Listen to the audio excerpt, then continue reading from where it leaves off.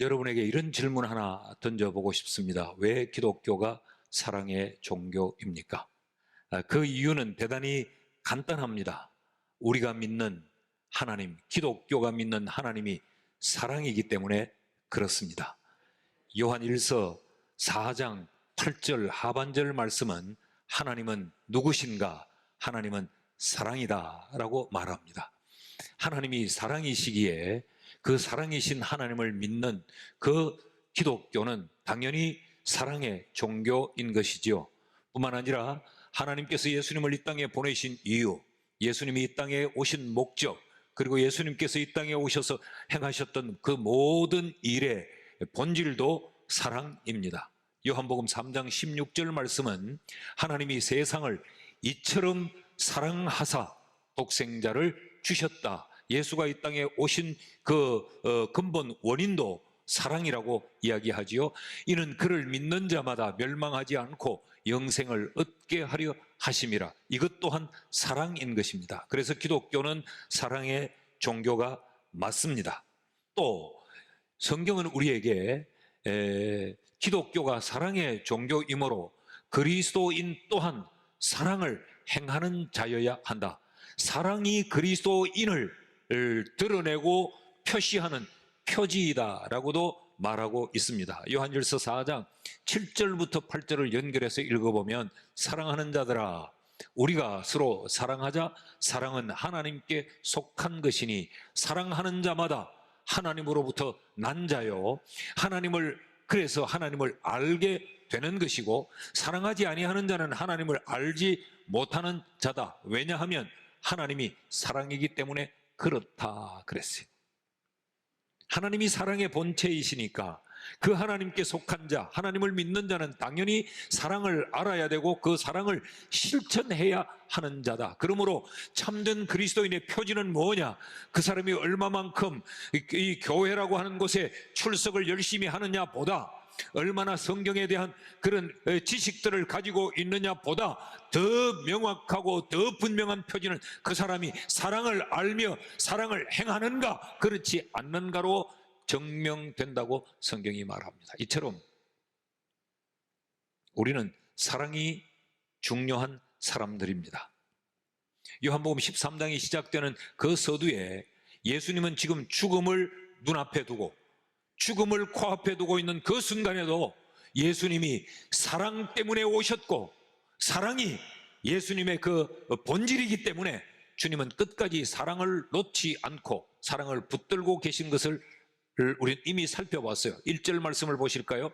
6월절 전에 예수께서 자기가 세상을 떠나 아버지께로 돌아가실 때가 이런 줄 아시고 세상에 있는 자기 사람들을 사랑하시되 끝까지 사랑하시니라. 예수님은 사랑을 놓을 수가 없었습니다. 사랑만큼은 포기할 수가 없었던 거죠. 그래서 죽음으로 자신의 이 삶을 드리우면서까지 예수님은 끝까지 사랑을 붙잡고 계셨던 겁니다. 그것의 실제가 제자들의 발을 씻기신 것입니다. 사랑을 지금 표현하고 있는 것이요. 그것이 구체적인 사랑의 행위인 것입니다. 제자들의 발을 다 씻은 후에 주님은 제자들의 발 씻음을 마치고 이렇게 말씀을 하십니다. 12절 말씀을 보시면 그들의 발을 씻으신 후에 옷을 입으시고 다시 앉아 그들에게 이르시되 내가 너희에게 행한 것을 너희가 아느냐 그런 이야기입니다. 내가 너희에게 행한 것, 내가 사랑의 행위로 너희의 발을 씻은 것 이것을 너희가 아느냐 그 말씀은 너희가 사랑을 아느냐라는 이야기입니다. 너희는 사랑을 도대체 알고 있느냐? 너희는 사랑을 어떻게 이해하고 있느냐라는 물음이기도 합니다. 주님이 제자들이 알기를 원했던 것이 무엇입니까? 사랑의 의미입니다. 사랑의 본질입니다. 그들만이 아니라 오늘 예수를 따르는 우리, 사랑이신 하나님을 믿는 우리 또한 사랑이 뭐며 예수님이 우리에게 가르치신 그 사랑의 본질이 어떤 것인가를 알아서 그 사랑을 실천하는 자여야 하는 줄 믿습니다. 사랑이 뭔가? 주님이 우리에게 알기를 원했던 사랑. 그 첫 번째는 비움입니다. 사랑은 자기를 비우는 것입니다. 여러분, 사랑은 나를 비울 때만 가능합니다. 사랑이 자신을 비우는 것이라는 것 여러분 동의하시는지요? 세상에서 사랑에 대한 보편적인 인식은 비움이 아니에요. 그 반대이죠. 자기 채움입니다. 끊임없이 사랑이라고 하는 것으로 무언가를 채우려고 합니다. 사랑을 통해서 얻으려고 합니다. 사랑을 통해 즐기려고 합니다. 사랑을 통해 뭔가를 받으려고 합니다. 사랑으로 나를 채워서 내가 만족하려고 합니다. 그래서 세상의 보편적인 사랑은 소유하는 것, 그것이 사랑의 일반적인 인식입니다. 그러니까 세상이 말하는 사랑의 목표는 뭐냐? 자기 만족, 자기 채움이죠. 오늘 세상은 이런 의미에서 사랑을 찾아 하이에나처럼 허덕거리고 돌아다닙니다. 사람을 찾습니다. 그런 환경을 찾습니다. 그 무엇인가를 사랑함으로 그것을 통해서 내가 나를 채우려고 끊임없이 허덕거리죠. 그래서 그 채움이 달성되지 않으면 사랑이라 불리워졌던 것이 눈물의 씨앗이 되고 맙니다. 자, 예수님이 가르치는 사랑을 보실까요? 사랑에는 기준이 있습니다. 34절 말씀을 보면 새 계명을 너희에게 주노니 서로 사랑하라. 내가 너희를 사랑한 것 같이 너희도 서로 사랑하라. 주님이 우리에게 가르치는 사랑은 막연하지 않습니다. 추상적이지 않습니다. 저마다의 기준과 생각이 다 다르도록 말하지 않고 주님은 내가 너희를 사랑한 것 같이 너희도 사랑해. 내가 너희를 사랑하는 것이 사랑의 기준이요, 이것이 사랑의 본질이요, 이게 사랑이야 라고 지금 말씀하고 있는 거죠. 그럼 내가 너희에게 행한 것, 그것은 뭡니까? 4절과 5절 말씀을 우리 같이 한번 읽습니다. 시작. 저녁 잡수시던 자리에서 일어나 겉옷을 벗고 수건을 가져다가 허리에 두르시고 이에 대야에 물을 떠서 제자들의 발을 씻으시고 그 두르신 수건으로 닦기를 시작하셨다. 여러분, 이 예수님의 행위는 종들이 상전에게 하는 행위입니다. 겉옷은 권위를 상징하는 것입니다.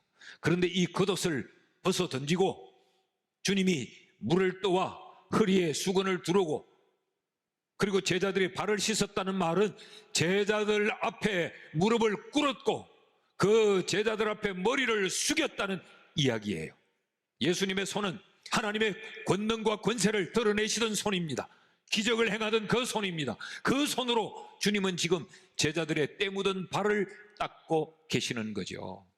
13절 14절 말씀인데 너희가 나를 선생이라 또는 주라 하니 너희 말이 옳도다. 그럼 내가 너희와 나의 이 관계가 어떤가를 좀 설명을 하신 거죠.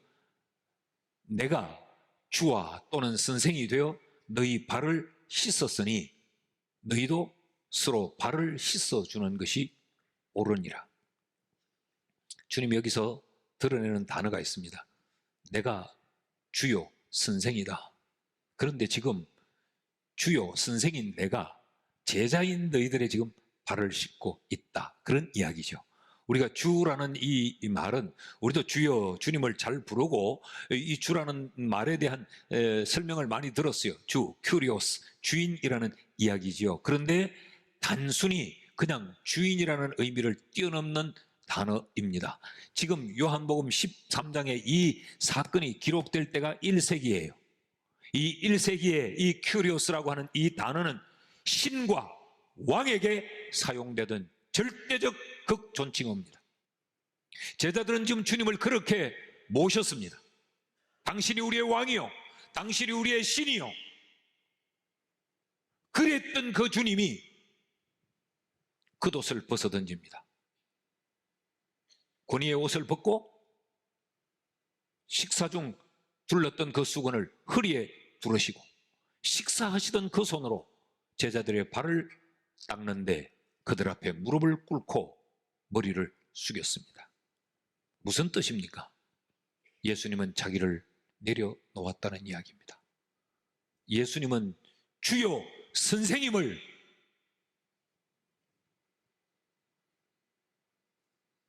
비웠다는 이야기죠.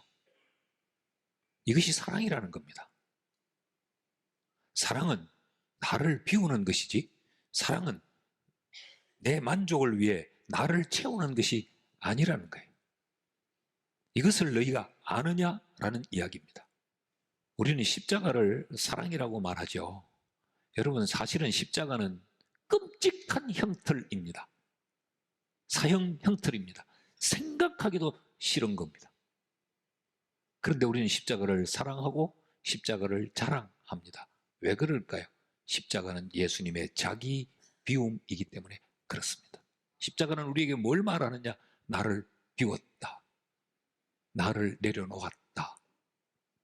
이걸 우리에게 말하고 있는 거예요. 그러기 십자가는 우리를 위해 예수님이 자기를 비우신 비움의 정표입니다. 예수님께서는 우리에게 이렇게 말씀하십니다. 빌립보서 2장 5절에서 8절 말씀을 보면 성경은 너희 안에 이 마음을 품어라. 곧 그리스도 예수의 마음이니 그는 근본 하나님의 본체시나 하나님과 동등됨을 취할 것으로 여기지 아니하시고 오히려 되셨을 비워 종의 형체를 가지사 사람들과 같이 되셨고, 자기를 비웠다는 이야기입니다. 사람의 모양으로 나타나사 자기를 낮추시고 자기를 내려놓았다는 이야기입니다. 죽기까지 복종하셨으니 자기를 포기했다는 이야기입니다. 곧 십자가의 죽으심이라. 이것이 사랑입니다. 그래서 사랑은 숭고한 것이고, 그래서 사랑은 가치 있는 것이고, 그래서 사랑은 천박한 것이 아니에요. 사랑은 자기 비움이기 때문에 가치 있고 숭고한 것이고 아름다운 것입니다. 우리를 비울 줄 아는 지혜로운 성도들이 될 수 있기를 축복합니다.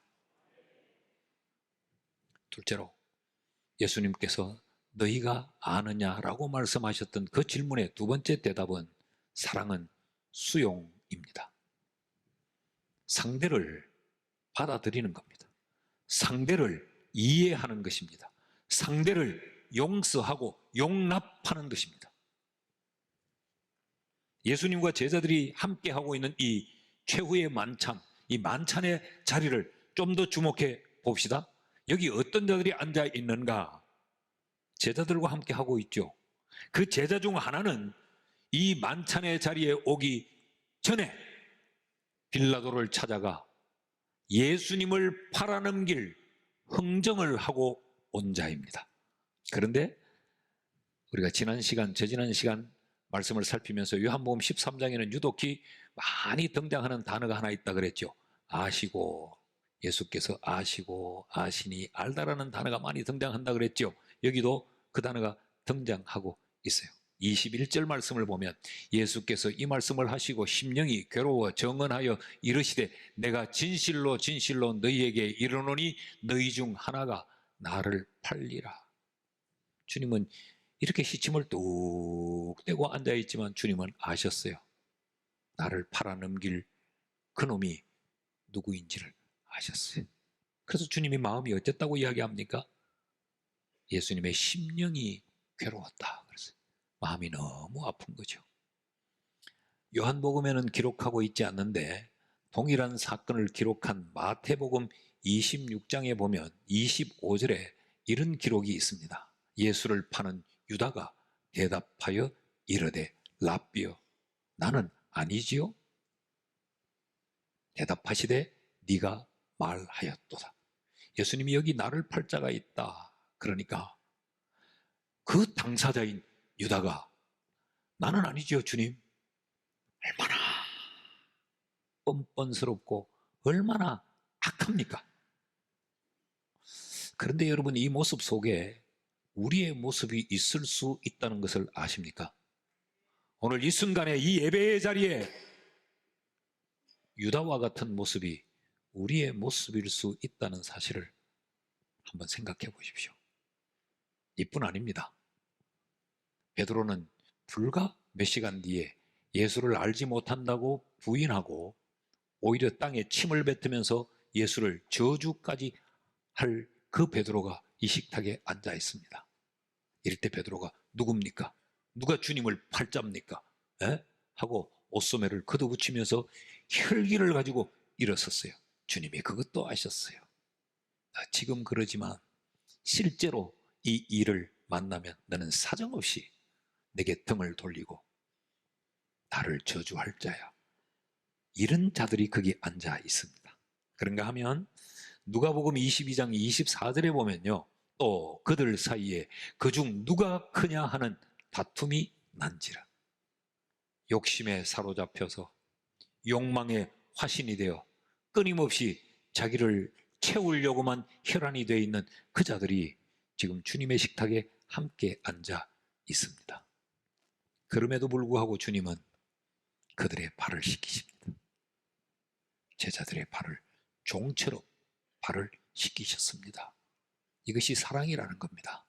사랑은 수용하는 것이요, 사랑은 용서하는 것이요, 사랑은 받아들이는 것이, 상대를 바꾸는 것이 아니에요. 상대가 바꾸어지기를 요구하는 것이 아니에요. 상대가 내게 무릎을 꿇고 들어오도록 기다리는 것이 아니에요. 사랑은 내가 있는 모습 그대로, 그의 부족함 그대로, 그의 허물 그대로를 받아들이고 용서하고 수용하는 것이 사랑이라는 겁니다. 주님이 그들을 향해 너희가 이것을 아느냐라고 물어요. 여러분은 아시는지요? 사랑이 용서라는 것, 사랑이 수용이라는 것. 기억하셨으면 좋겠어요.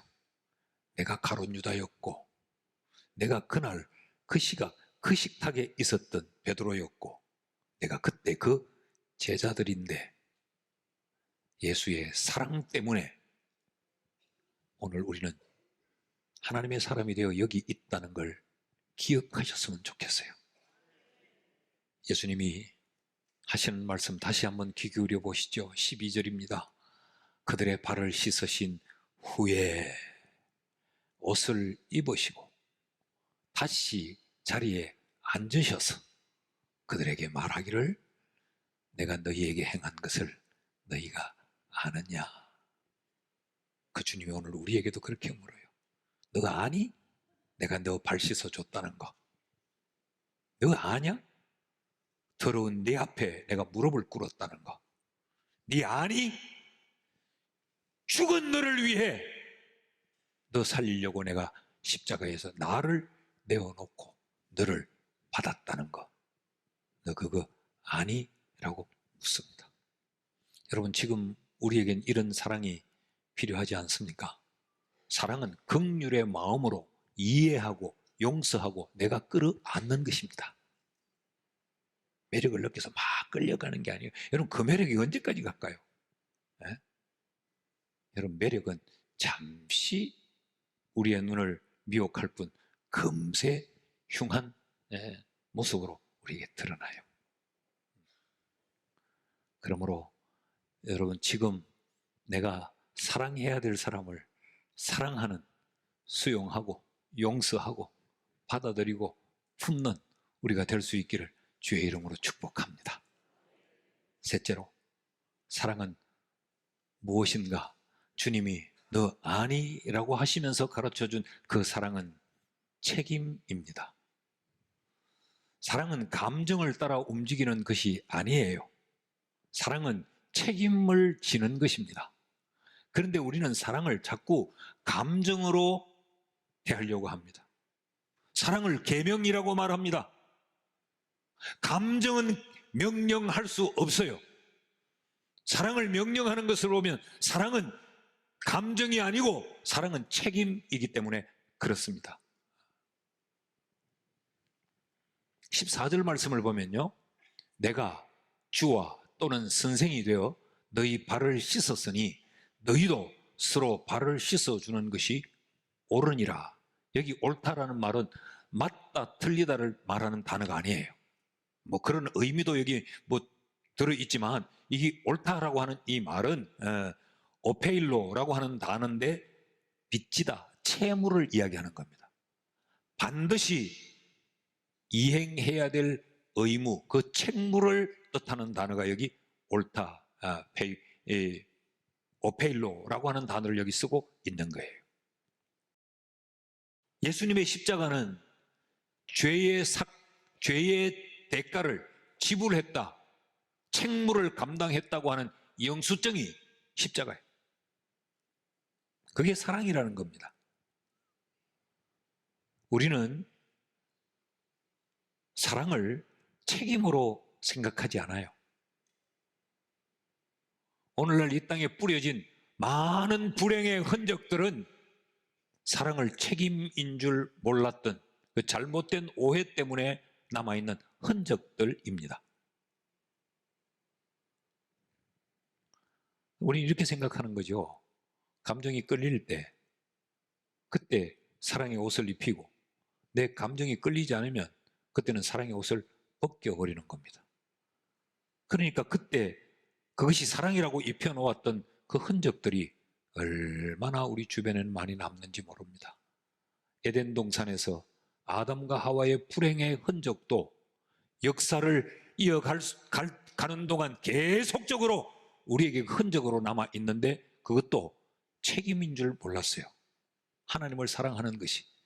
동산 중앙에 선과 악을 알게 하는 나무의 열매는 먹으면 안 된다. 이건 네가 지켜야 될 의무요 책무이다. 그런데 이것을 저버리니까 눈에 보이는 대로 보암직하고 먹음직하고 지혜롭게 할 만큼 탐스러우니까 매력을 따라 감정을 따라 움직였더니 그 결과가 비참함으로 오늘까지 흔적을 남기고 있지 않습니까? 사랑은 책임입니다. 그래서 우리 주님께서 이렇게 말씀합니다. 이 이야기를 쭉 옳다는 말씀을 하시고 이어지는 16절과 17절에서는 이렇게 말씀하세요. 내가 진실로 진실로 너희에게 이르노니 종이 주인보다 크지 못하고 보냄을 받은 자가 보낸 자보다 크지 못하나니. 이 말은 무슨 말입니까? 감당해야 될 책임이 있다는 거예요. 지자리가 있다는 거죠. 너희가 이것을 알고 행하면 복이 있으리라. 여기 복이 있다는 말을 나는 여러분이 쉽게 이해하도록 그러면 네가 행복해져 라는 단어로 바꾸고 싶어요. 이걸 모르고 사랑에 덤비면 넌 불행해져, 그런 이야기입니다. 아내는 아내의 책임을 다할 때, 남편은 남편의 책임을 다할 때가 가장 아름답습니다. 왜 그렇습니까? 사랑이기 때문에 그렇습니다. 사랑하는 여러분, 우리는 우리의 가정에서 남편의 책임을 다하고 아내의 책임을 다하고 부모의 책임, 자식의 책임을 다하는지요?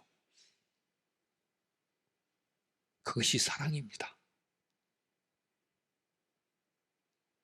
좋은 조명을 달고 부부가 앉아서 좋은 찻잔에 차를 마시면서 멋진 음악을 듣는 것, 그게 사랑이 아닙니다. 사랑은 환경이 아니에요. 사랑은 분위기가 아니에요. 사랑은 책임을 감당하는 것이 가장 큰 사랑입니다. 따라하십시다. 사랑은 책임이다. 책임이 아름답다. 난 오늘 3부 예배를 드리는 우리 모두가 사랑을 책임으로 아는 우리가 될 수 있기를 주의 이름으로 축원합니다. 축원합니다. 요한일서 4장 7절에서 8절을 다시 한번 읽읍시다. 시작. 사랑하는 자들아, 우리가 서로 사랑하자. 사랑은 하나님께 속한 것이니 사랑하는 자마다 하나님으로부터 나서 하나님을 알고 사랑하지 아니하는 자는 하나님을 알지 못하나니 이는 하나님은 사랑이심이라. 하나님이 사랑이세요. 교회를 사랑한다라고 하는 말은 교회를 책임진다는 말이지, 교회를 통해서 뭔가만 내가 체험을 받는다는 의미는 아닙니다. 피아노를 나는 참 사랑해 라면 이 피아노에 대해 책임을 져야 됩니다. 그냥 뚜껑 열고 그냥 두드리다가 피아노가 뭐 깨지든지 먼지가 쌓이든지 기스가 나든지 부러지든지 관심 없는 것, 이건 사랑하는 게 아니에요. 사랑하면 여기에 관심을 가지고 이게 책임을 집니다. 목사가 교회를 사랑하면 교회에 대한 책임을 집니다. 그래야 그것이 교회를 사랑하고 있다는 증거입니다.